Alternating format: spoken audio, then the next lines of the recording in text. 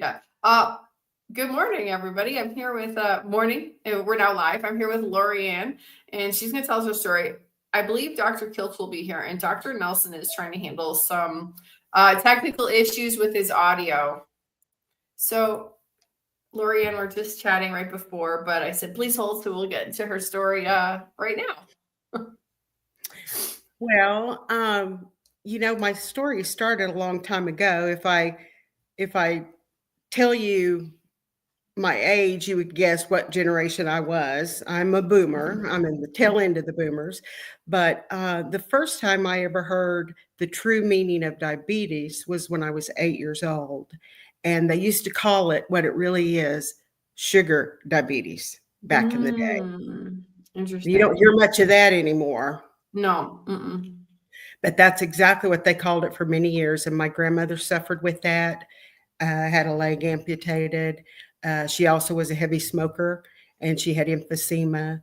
So unfortunately, I was exposed to seeing all that.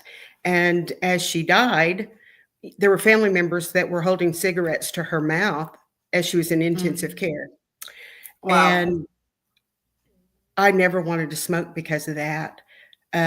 But she also introduced me to juicy fruit gum, which was my go-to. And so sugar became the drug that I chose. And all through life, wasn't too bad when I was young and at home. Mom cooked for us, but it was tons of carbs. We were not rich by any means, but we never did without a meal. But most of it was beans and rice and spaghetti and biscuits and gravy for breakfast and, that kind of stuff. So when I got to be 18 and was on my own and was working, every morning it was a Dr. Pepper and a Snickers bar for breakfast. For years. That's so funny. I love Dr. Pepper. I remember that. Yeah, it was my favorite. And so, I just kind of went through life like that until I woke up and realized it was sugar that was really affecting my family. There was just, everybody had diabetes. Everybody was overweight. Oh, wow. Yeah, everybody. Wow. And I watched a lot of suffering with it. Probably some legs that should have been amputated. I mean, they were just black. And, and they struggled in even just passing. I had an uncle who was on dialysis forever. So I kind of woke up to it, but the addiction was so strong that I just felt a lot of guilt and shame because I was educated enough to know it wasn't right, but I was addicted enough to just keep doing it. I kind of parallel it to a cutter, people who cut themselves, and I just don't understand that at all. But there's no difference because it's just killing your body as you partake. And so my parents had a couple of restaurants while I was growing up and said I would never do it, but I ended up doing it. Never say never. Oh, wow. And I got in the food industry. And, I would like to think I was one of the healthier restaurants in town when I didn't fry anything, but boy, I had good desserts and I had a soup that we were pretty famous for that was nothing healthy about it, but boy, everybody liked it. And we made at least 4 gallons a day and in the winter months, 8 gallons a day. So we sold a lot of it. And that's kind of what I was known for. And being in the restaurant business, you've got a pop machine and there that Dr. Pepper is all day long. And it was nothing for me to have 3 or 4 cups going, one at the front of the house, one at the back of the house, the cash register. And I lived on that all day. So it was a hard habit to break. And I wanted to, and I could only be good for so long. And I realized it was definitely stress related. A lot of my eating habits were very stress related. They, it was comfort foods that I reached for. It was not healthy foods. Sure. And then when you were thinking back in those times, what was like in your mind a healthy food? Oh, well, vegetables, salads. You know, I grew up in the 80, or didn't grow up. I was grown up, but I was raising kids in the 80s and 90s, and it was no fat, low fat. You know, and so we all did that, and it works for a little while, but it doesn't. It's not a long term help. You know, Right. finally in I'm trying to 2018, I went vegan for 3 years. Oh, wow. And as I got rid of the chemical laden food, I felt better. You know, I felt that I looked better, looked healthier. Hmm. But it wasn't long into that I noticed I was losing muscle tone and handfuls of hair. And it Mm. panicked me because my family's always had pretty good hair. You know, we always had a head full of hair, and I'd wake up, there'd be hair all over my pillow. I shower, there'd just be handfuls of hair coming out.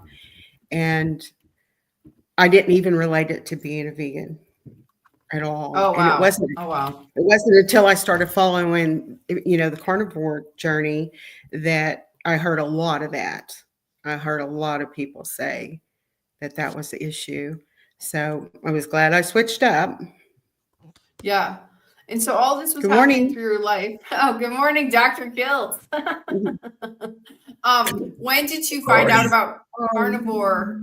Oh, okay. I'm talking this morning. I'm talking. Dr. Kiltz is here. I'm talking. So, Um, Okay. Well, we had one family member come down with cancer, and I shared that with my son, and he said, "Oh, Mom, you need to tell him about Dr. Thomas Siegfried. He's got all the information somebody would need to know mm, who's wanting to get better on cancer." And you know, it's really kind of touchy, especially after I had been vegan for so long. They kind of thought, "What else is she coming up with now?" And so I waited a while before I shared that information with them. But as I shared that information, I studied it myself. And I started about 2 years ago with ketogenic diet that Dr. Thomas um, shared. And it was hit and miss, up and down, in and out. I was not a very, like I said, I could only be good so long. And then I would fall again into the sugar trap. And but I would get back, and I started following Dr. Kiltz, and I mhm. loved to hear Dr. Kiltz teach, and Dr. Barry and Dr. Baker and all those wonderful doctors who freely give their time to help humanity. And when I got a hold of that, um, it changed everything for me. And I love I that. ended up going to the, Meetup at Yuma in Tennessee. I just packed my car up and Oh, I drove all by myself, and I joined them, and it was a life changer. And since then, I've come back, and hmm, really it has made a difference. Meeting like-minded people, yeah. hearing those testimonies, it's a life changer for me. And, it's still not been 100% like I would like it, but it's probably a good 80-20. And I tell you, when I'm in ketosis, it's euphoric. It is. Yep, it is. What would you say is your regular day of eating now? Well, now I get up and, I'll have my cup of coffee with my husband, and I usually cook bacon while we're visiting Hmm. over a cup of coffee. And Aw. or fry him some eggs. He loves his fried eggs. He always has. So, you know, all the foods that we did without for the 3 years we were vegan, um, were the first thing I reached for was bacon. I mean, that was heaven to be able to taste that again. So we typically have that every morning, or I'll do a protein bowl. And usually I try to wind down my eating by 3 o'clock. I like to do Yeah, that 6 hour window of 9 to 3. It's best for me. Doesn't always happen, but that's when I feel my best. And so we do steak, we do hamburgers. I kind of try to come up with some different recipes just because I was in the food industry for so long. I try yeah, to recreate something that would be delicious and not feel like everything was repetitive. sure. Um, Dr. Kiltz has two great books, Kiltz is keto is carnivore and Babies for Babies, and both have very good recipes in them, like ideas. I one day Yes. realized you Yeah. could use bone broth as gravy and everything became magical. Oh, that's great. Yeah. Yeah, bone broth I and will have butter. to, and I'm excited to try his ice cream recipe out too. I haven't done that yet, but I got an ice cream machine for my birthday, and so I don't know if it needs that or not. But I was thrilled when I seen it because I thought I'm going to learn how to make this ice cream. You need a treat every once in a while, right? Yeah, exactly.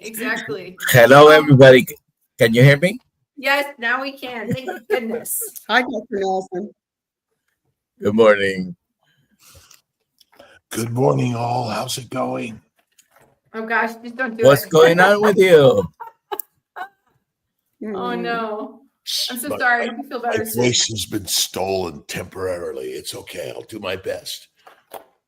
Lori Ann, Jocelyn, you're so amazing. Yes. Thank you for being here. We appreciate Thank you, Dr. Kiltz. and your story. And it's so important that we're all sharing together in this world and healing each other. Yes. That's right. Yes, it is. Go ahead. Oh, I would just like to know. So we talked about like growing up and then your restaurant days and the love for Dr. Pepper. Oh man, I love Dr. Pepper. Loved Dr. Pepper. But how do you feel on carnivore? Like what changed physically for you? Well, everything changed. Okay. I mean, everything. I felt like the best way I can describe it is my brain was on fire. I mean, it just didn't stop and it was miserable. And I've jokingly referred to,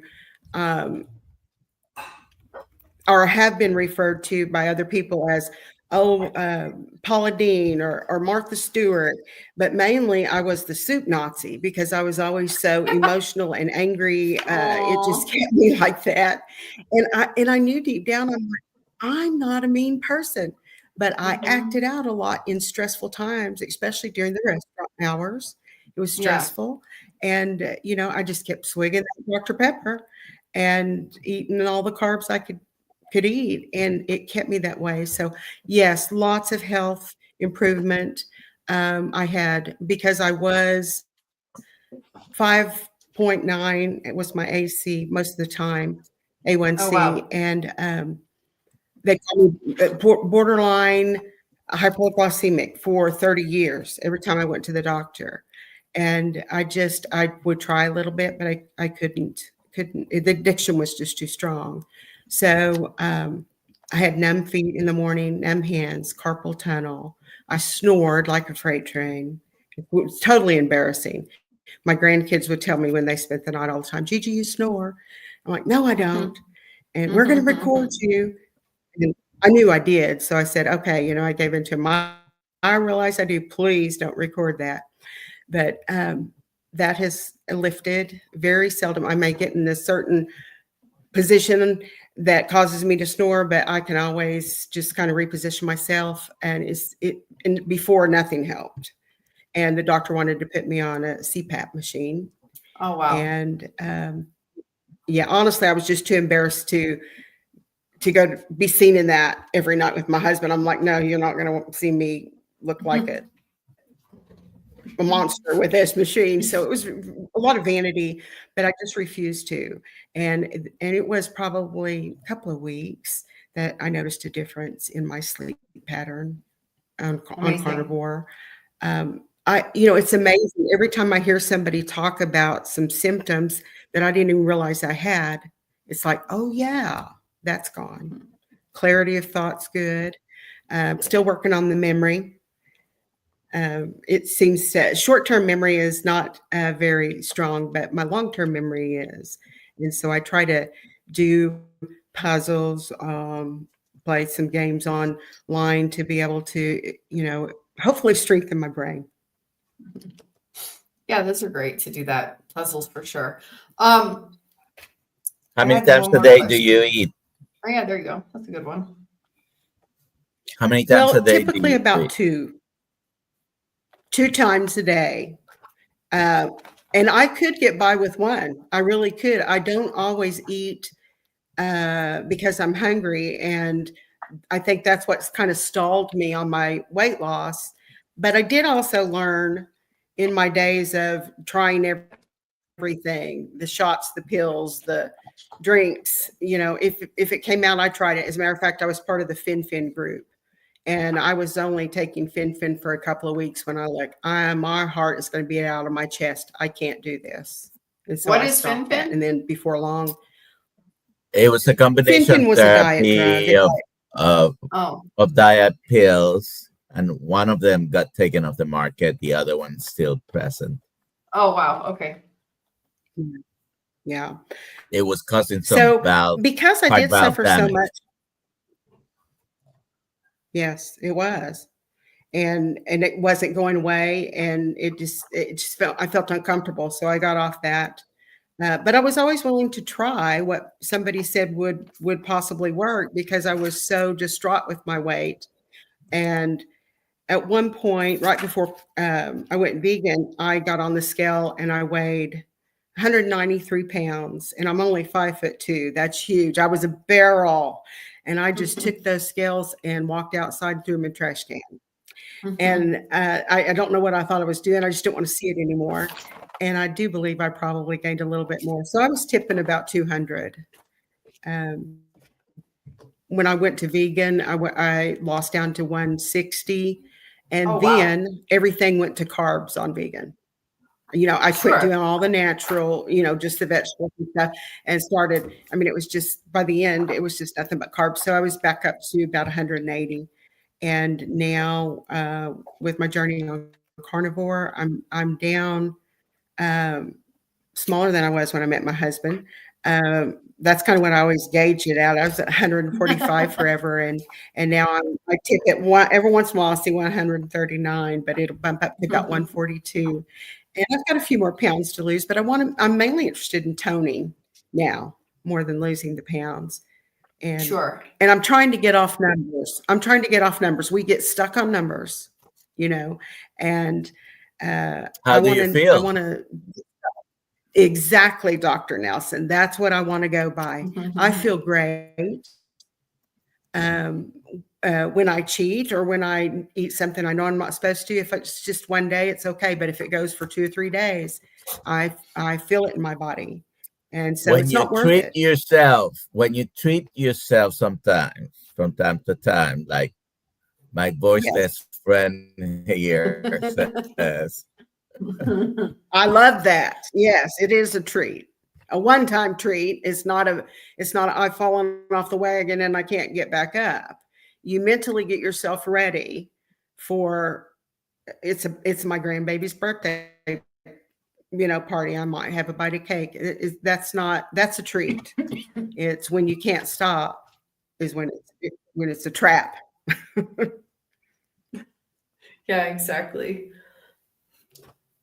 There is one question we can answer really quickly, Dr. Nelson.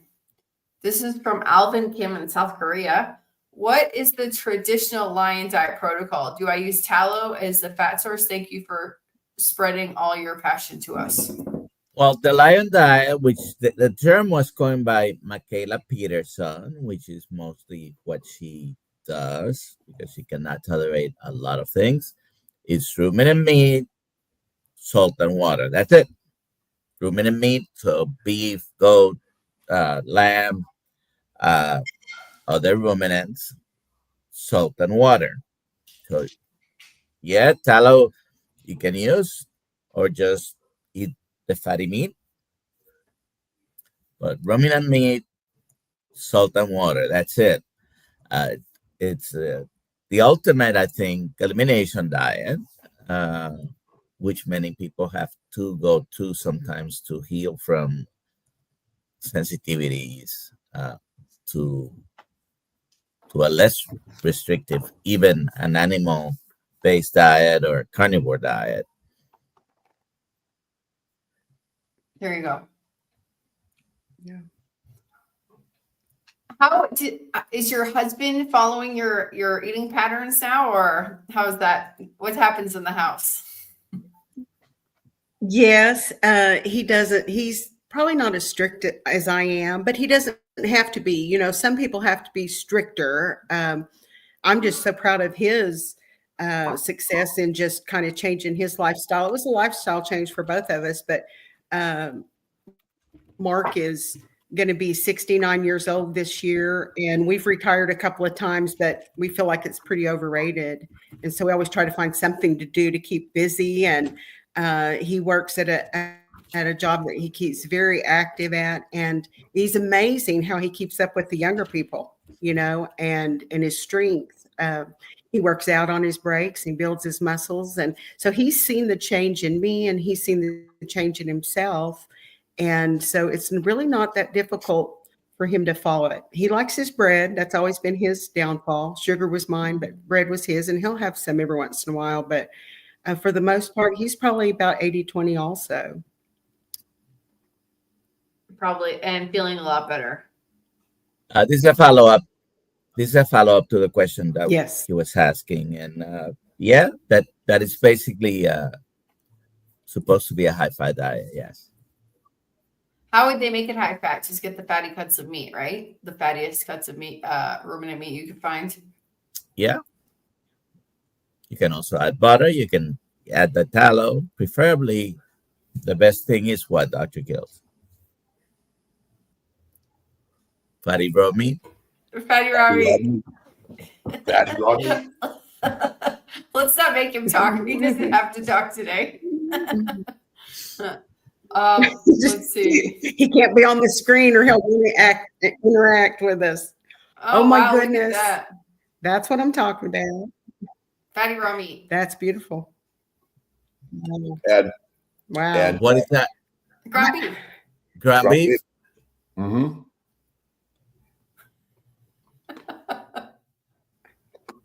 Raw ground beef is the best. I haven't got to that point yet, Dr. Kiltz. I like my steak rare. I like my steak pretty rare, though. Rare to raw, but you know, it's one of the most amazing things because again, minced meat, you can take it out of any part of the cow, make sure they put a lot of fat in it, and it's so good. But yeah, slice it up. I just keep it in the refrigerator, let it dry age a little bit, and just a pinch of beef every day. I'm feeling better already. Great. Well, you sound better. Keep eating the meat. Well, I will share one thing with you. Back when I was having so many, what I thought was mental problems, I just couldn't seem to get my hormones in balance, and I was frustrated all the time and angry. I started studying about the mind, body, and spirit connection a whole lot because I am a believer, and I realized, yes, no doubt. I realized it had a lot to do with the behavior is our programming from birth. I mean, the subconscious mind runs the show. Right. And as I studied, I decided I wanted to get certified in hypnotherapy. And so the hypnotherapy, yes, amen, that's right. And the hypnotherapy has helped me with lots of tools to use when I feel like I'm going down the rabbit hole again, of wanting to do harm to my body. I mean, that's all there is to it. The sugar is harm to my body. Like I said, I would never think about taking a knife and cutting my arm. But when I took sugar, that's how I was affected. I was just tearing up my body and my mind. And so I've used it a lot. I do have a practice that I've done over the years with different ones with addiction, but the most addiction that I see in today's society is food, and people are walking around intoxicated on sugar. I've never been drunk in my life. Don't want to be drunk and I have no need to be drunk, but I walked around intoxicated all my life on sugar. So, well, and remember, and I didn't ever understand when people would say stuff. the sugar, the plants Go ahead, doctor. The sugar, plants, and protein feed the microbes in the gut, which makes what? Alcohol. Sugar sometimes is not our problem. Yeah. Oh, yeah. I mean, Yep. it's It's the awful. plants and proteins which ferment in the gut and make alcohol. Our children are walking around with beer in their belly. Right. And we Yeah. wonder why they act crazy in school. Oh, I'm telling you. ADHD, I can't used to hear people. study.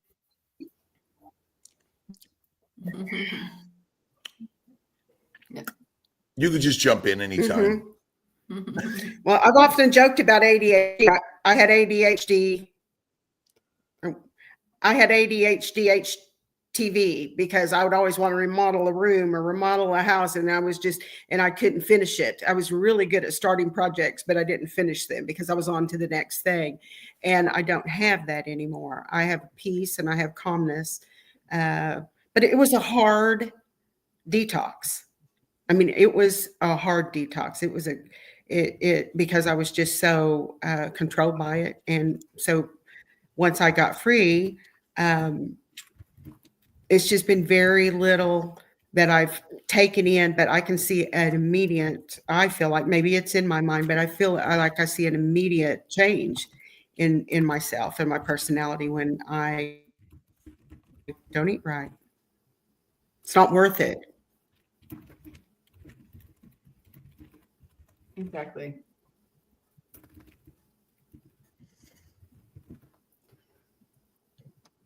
Let's see here.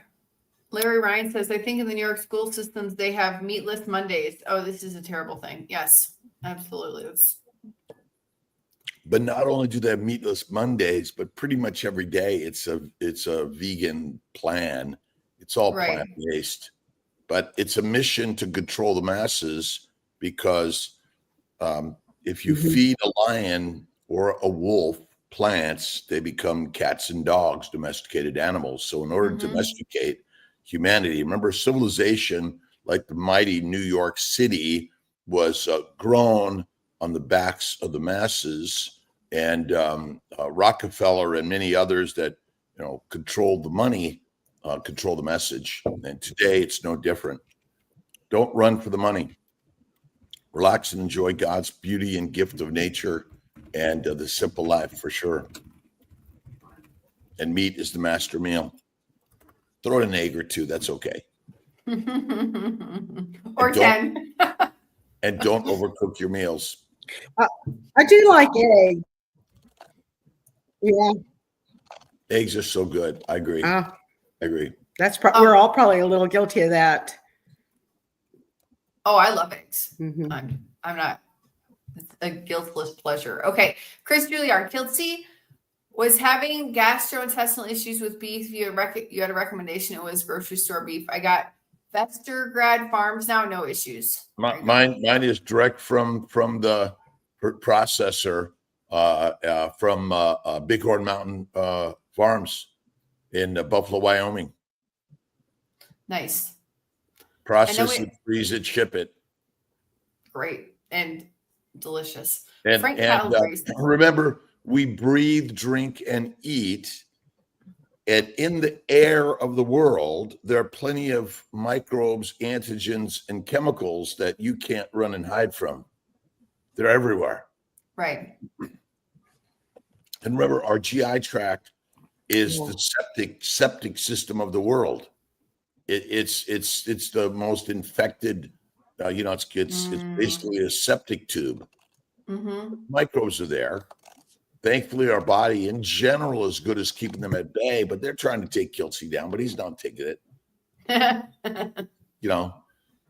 Just gets up and does it anyway. Might have been a little late, but as they say, better late than never. Absolutely. Okay, Fred Calabrese, Lori, your skin is full of youthfulness. How long have you been carnivore? Lori, do you hear me? Yes. Oh, okay. Yes. Well, thank you, Frank. Am I on now? Can you hear me? Yeah, yes. We can hear you. How long have you been carnivore? Can you all hear me? Yeah.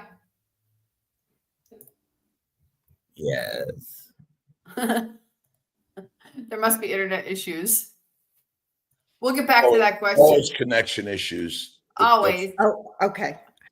No, I've learned one thing that I notice when I eat better is my skin clears up. I mean, I just noticed a major difference. I used to have so much bloating and indigestion, heartburn. I couldn't sleep at night. I took Tums every night before bed just because I knew I needed it before I went to sleep. And now I don't have those problems. I'm 64 years old today. Today is my birthday. And I feel better today than I did. Thank you. Than I did when I was 34. Really, my body can't always do the things that I used to, but I feel good. And Dr. Nelson, that's what we need to go by, right? Yeah. Happy birthday, by the way. Happy birthday. It is. Thank you. So we have a question. Yeah, Chris Juilliard, is there a viable carnivore alternative with alpha gal syndrome? So first of all, you might want to try other ruminant meats besides beef, but in general, it's supposed to be to any red meat, unfortunately. First of all, this is not a common condition. It's not frequent, but you're going to have to do a lot more poultry and fish and other meats, go and catch your iguanas. Well, Dog, turkey, pork, chicken.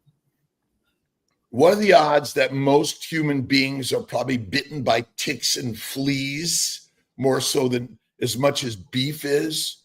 So every time someone blames the beef, they should actually blame the bugs that are everywhere.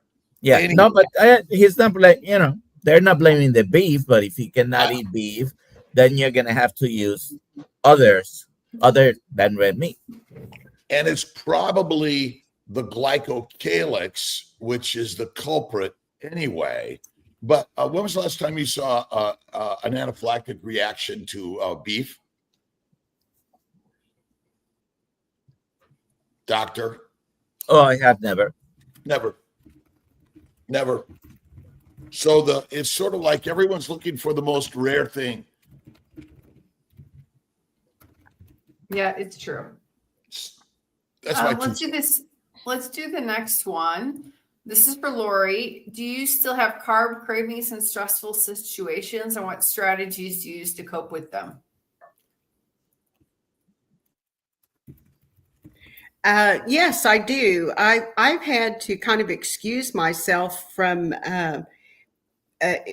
many family functions sometimes because I understand showing love through food. I mean, that used to be my motto. We joked about it. I love you. Let me feed you, and people always, because I did have the restaurant, want me to taste their recipes. And I just have to explain to them, one bite of that sugar is like a little bit of cocaine to me because I was that addicted and I just don't even want to open that door. So what I do to help myself, if I see something that I want or get a craving, at one time it served me, it helped calm me down. It gave me energy to get through the day. But at this time in life, it no longer serves me. And so we always have a conversation going on in our head. So it might as well be a positive one. And that's what I remind myself of when I want to reach for something for comfort in a stressful situation, or just be part of a group that wants me to taste their dessert. What I told a lady the other day, she was offering me some carrot cake and it looked really good. And I said, no, I'm good. That's just seems to never be enough for some people. And she said, oh, but it's the best you've ever had and you need to taste it. And I said, I can tell by looking, it probably would be the best I ever had. And, but I'm going to pass on that. And then she just kept on. And I said, well, it's like this. I like sugar, but sugar don't like me. And so I Mhm. stay away from it. Oh, are you diabetic?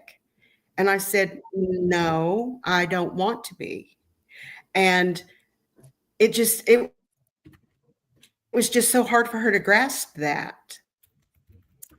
Well, you can They would always feel tell sorry them you're for me if I allergic was to it. saying, yes, I am. Okay, we understand it. And they lure people to understand just because I want to be healthy.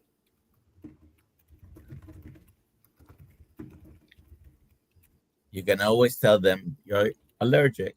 You can have that. Yes, I break out in fat and I break out in all kinds of anger when I eat my sugar. It's intoxicating to me.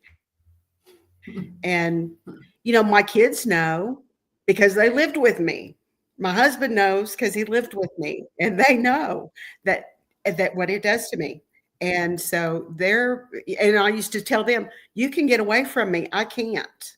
I'm angry and I'm mad and you can leave the room, but I'm dealing with all these emotions and Mhm. it's not worth it.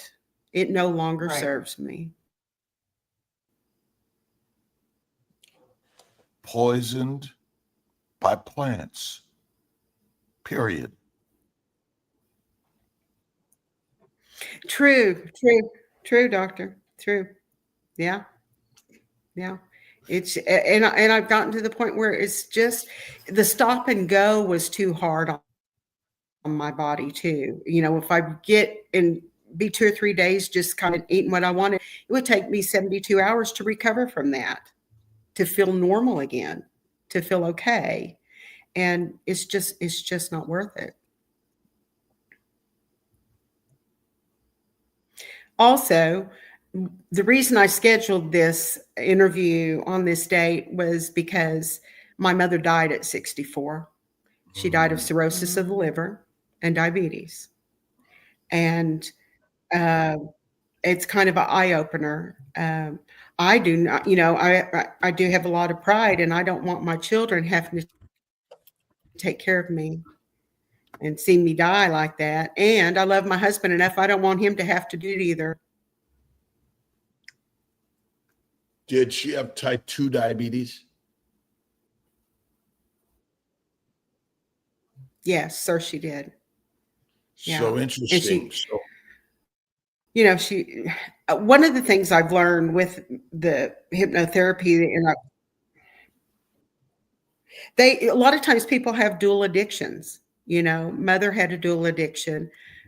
She liked her food, she liked her sugar, and she liked her liquor, and it just killed her. And it was so hard. It was 15 years ago. She was only 15 years older than me. She had me when she was 15, so we kind of grew up together. God bless her. And she was not always well, and I took care of her a lot because I'm a caregiver. I like to tend to my people and take care of my people. And but it was earth shattering for me, and spiraled into depression. And it took me a lot of years to climb out. And the closer I got to that age, the more I was like, you know what? I don't have to. I don't have to be like that. I don't have to die sick. And about 2 years ago, I started working for a hospice. I started cooking for them and bringing meals in to serve the families and the dying patients. It's a house. It's beautiful. It's on 6 acres here in Tulsa. I call it the most sacred 6 acres in Tulsa because, people they come there to die, and I know that they're transitioning over to a better place, especially from where they're at in their body. But I learned so much about self-induced illness in that year because we had people come in that were suffering from nothing more than what they were eating. And once that cancer was in the liver or the lungs or wherever, it just spread like wildfire. And most of them were still eating not healthy diets. It was just feeding the cancer. And it made me sad. I took care of them the best I could, but I just had a breaking point when I realized I was feeding most of them drops of Coke, Diet Coke, dark Dr. Pepper with a syringe. Oops. It was heavy, and I had to, after a year, I just had to step out. And so that's what it's about, living the best life. I don't know that carnivore will add years to me. I do believe it will, but if it doesn't, it gives me a quality of life I want now. And that's why nothing's worth going back to what I used to be. Totally You're understand. absolutely correct. We have no idea if anything we do does add days to our life. None of us know when that will happen, right? But at least if you live your best life, the best quality, Right. then you can feel good and useful to your family and be with them. Like you say, yeah, I wouldn't like to be depending on someone if I'm bedridden. Yes. Dr. Kiltz, can you show the book that you showed earlier? Yes. I think it was called Taming you have the to learn Master. to love yourself. Beast, Taming the Beast. Oh, this is from an eclectic, amazing dude called Mitch Weiss. It's called Taming the Beast Within. And because our real work is the work within us. And in case people don't know who he is, he's old guy carnivore. No, can't be. Impossible. This is a smart dude. Wait a minute. Mitch Weiss is an amazing dude. That's all of us are, by the way. And just keep doing it. Right, Lori? That's it. Keep doing it. Yes, definitely. To share. Well, there's some scripture, Dr. Kiltz, that says to love your neighbor.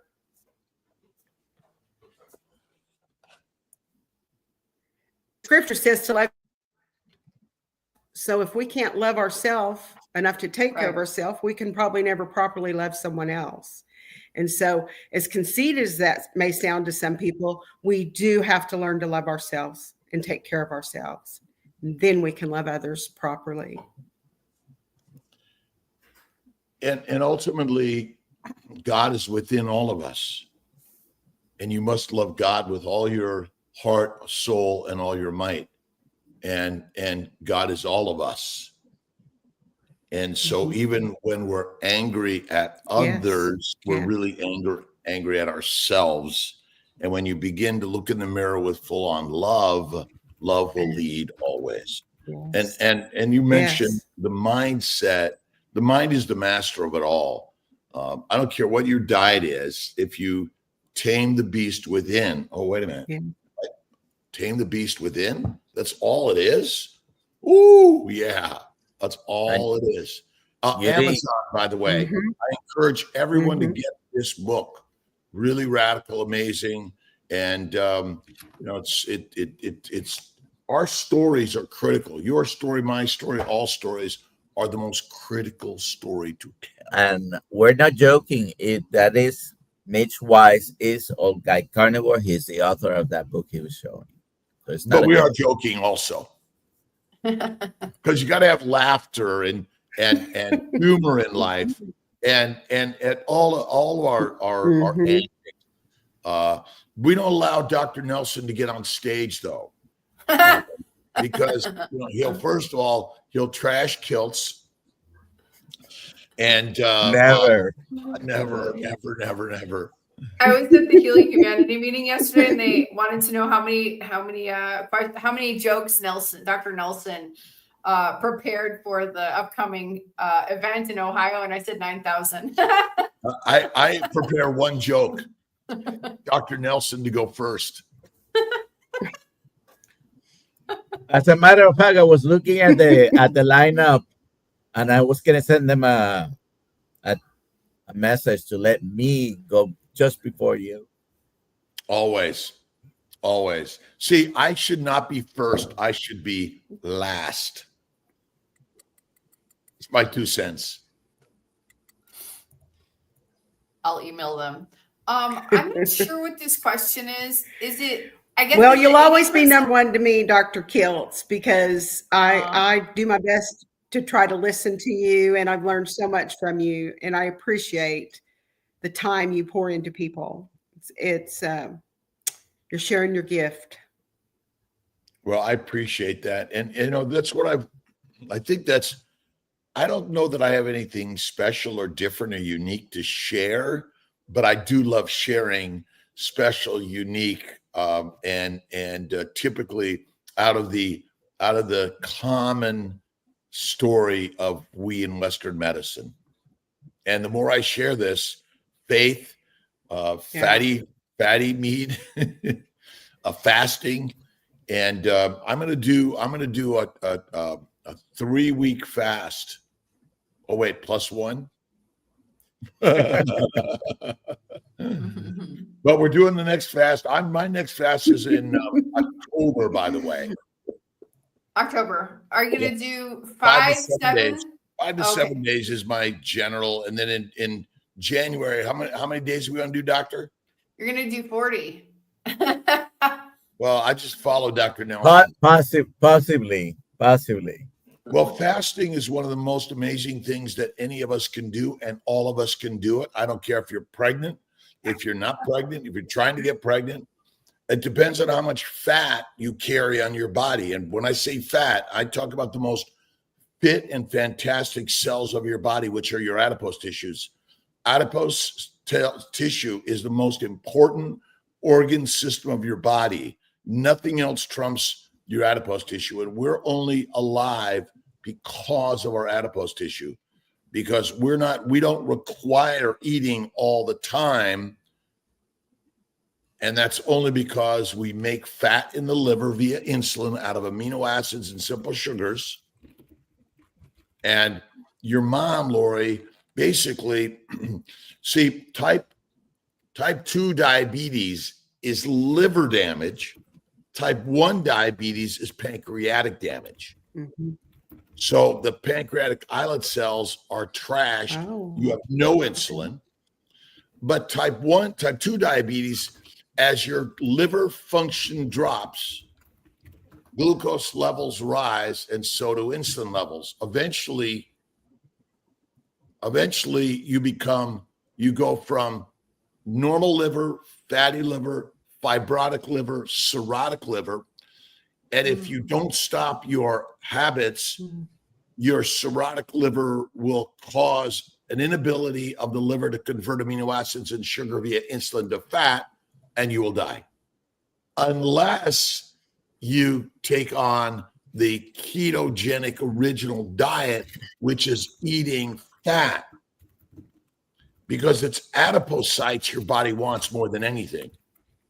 It doesn't care about your muscles. It cares about adipocytes. And basically, adipose tissue is the magic. You can hibernate, migrate, gestate, and not eat food for a year. And many organisms do that. We're not grazing animals. And if you look at wolves and tigers, lions, and many other animals that are carnivores, they eat from time to time, and the length of that time is increased depending on the amount of fat that they carry. And the last I looked, if you carry an extra 100 pounds of fat, you're stronger than most people 100 pounds less than you. Yeah. Judy asked about a lot of people talk about different things, and they mention 80-20, 70-30. When you're talking about ground beef, 80% is the lean meat portion and 20% the fat portion by weight. Grams. But when you're talking about Dr. Kiltz just mentioned the original ketogenic diet. A ketogenic diet usually is a high-fat diet, which is 70-30 or 80-20, but it's 80% of the calories on the diet from fat, 20%. In this case, we don't basically eat that many carbohydrates, but 20% of the calories from protein. So that's what the numbers refer to.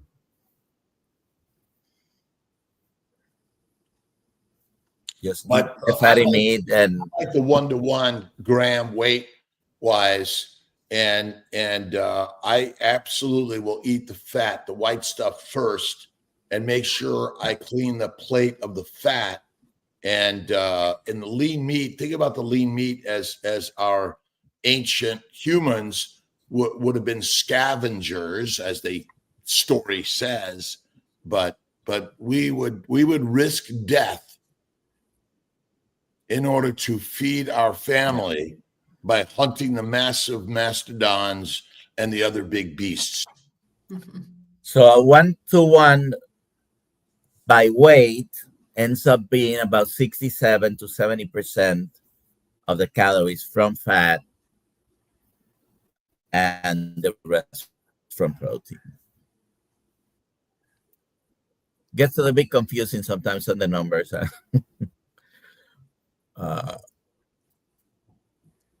Okay, good. Let's get through these last few questions here because we got a few minutes left.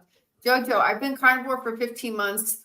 I just had blood work and my TSA, I think she means shifted up to 10.5 for the first time in my life.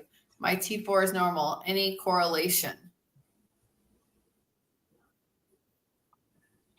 I don't know that there is any correlation, but TSH over 10 traditionally is sort of a cutoff line for treatment, but I don't have enough information there to make any more comments.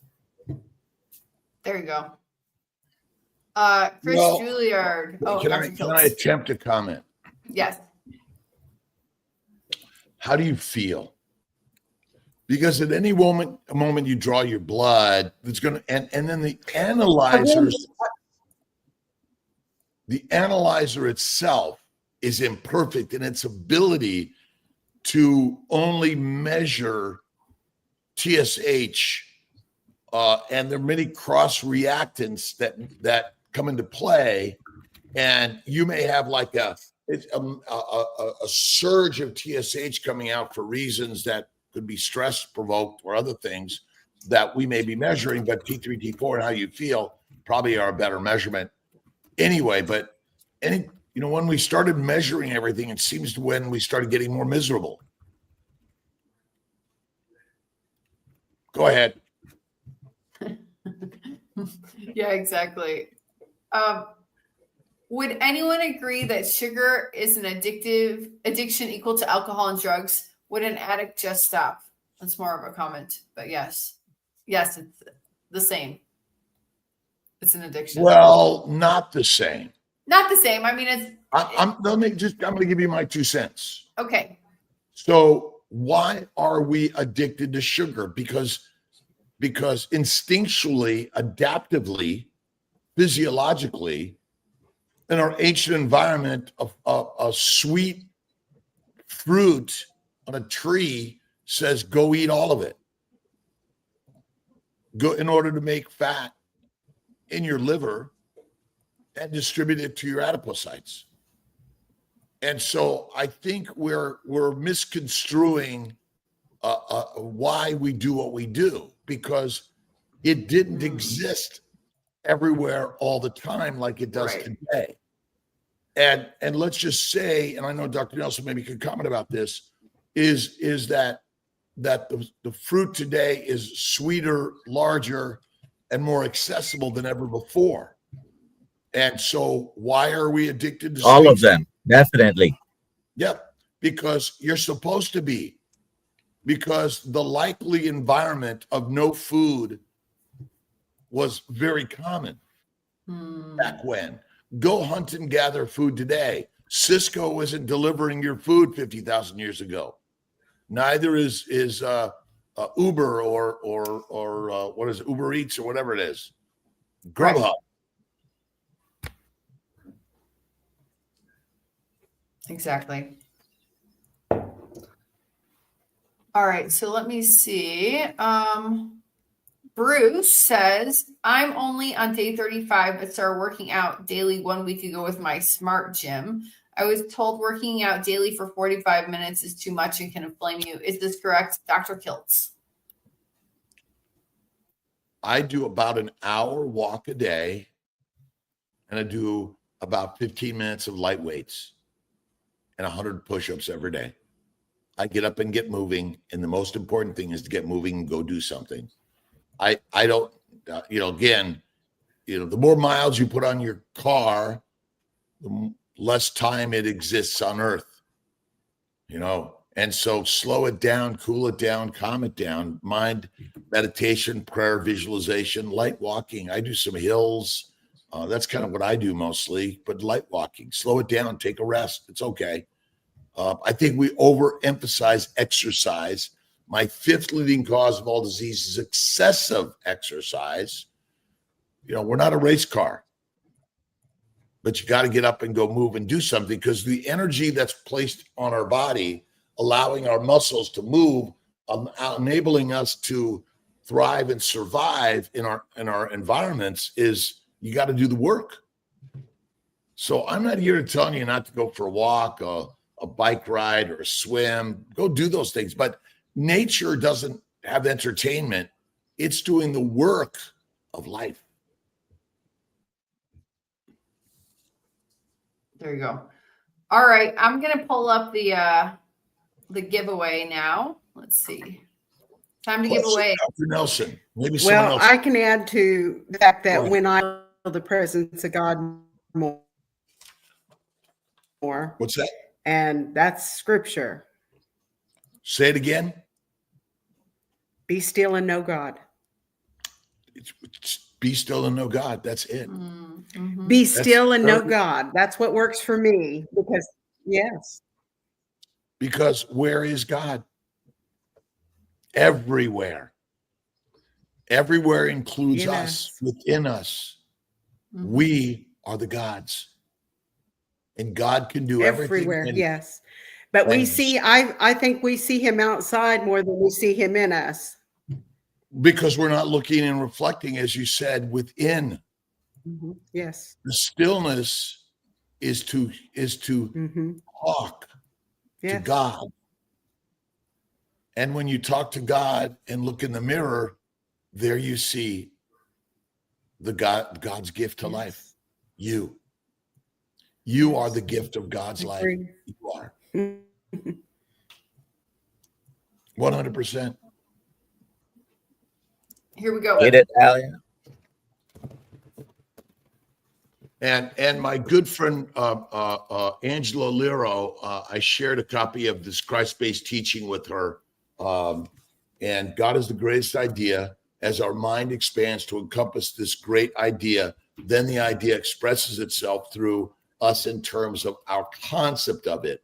As our concept of God expands, our expression of his nature grows. So whatever you eat or drink, whatever you do all to the glory of God. This is the way to live life abundantly. In this spirit, affirm confidently, I am an open channel through which the abundant action of the Father works freely. So simple. So simple.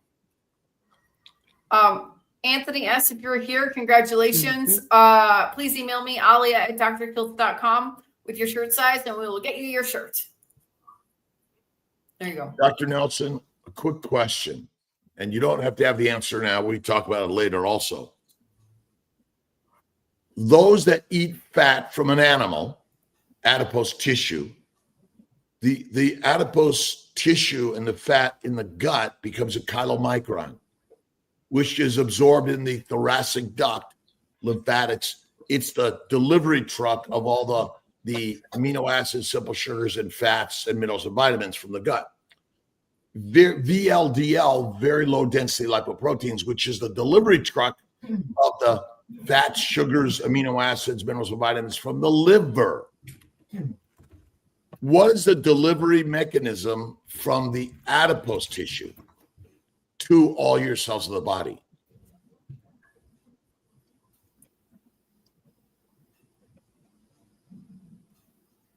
Well, from the attic position, you have triglycerides. They need to be transported by one of these delivery trucks. But yeah, the chylomicron gives off some cholesterol and triglycerides and becomes a LDL, IDL, LDL, and keeps as they keep traveling and giving up. It's not only triglycerides and cholesterol that they deliver; vitamins, minerals, antioxidants are delivered.